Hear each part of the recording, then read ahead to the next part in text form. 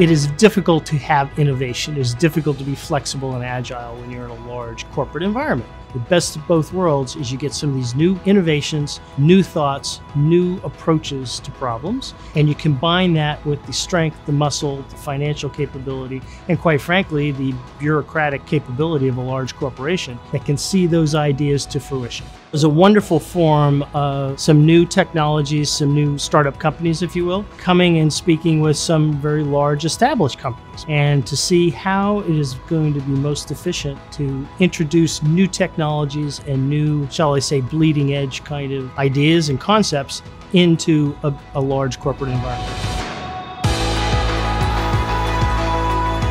I'm Chris Gillen.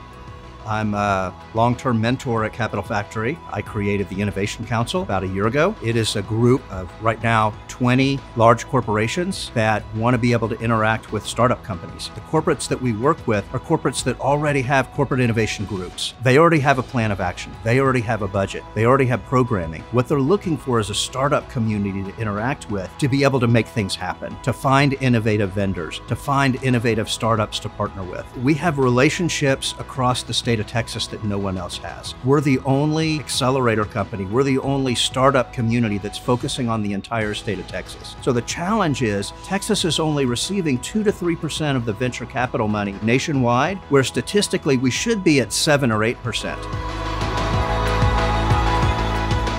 It's definitely worth it to join the council and participate in Capital Factory in whatever capacity, because I think that the exposure to the innovation and technology and growth is hugely valuable. This is a world-class event, and I do not say that very, very lightly. Everything from the physical layout of the facility, every team member has been top-notch, first-rate.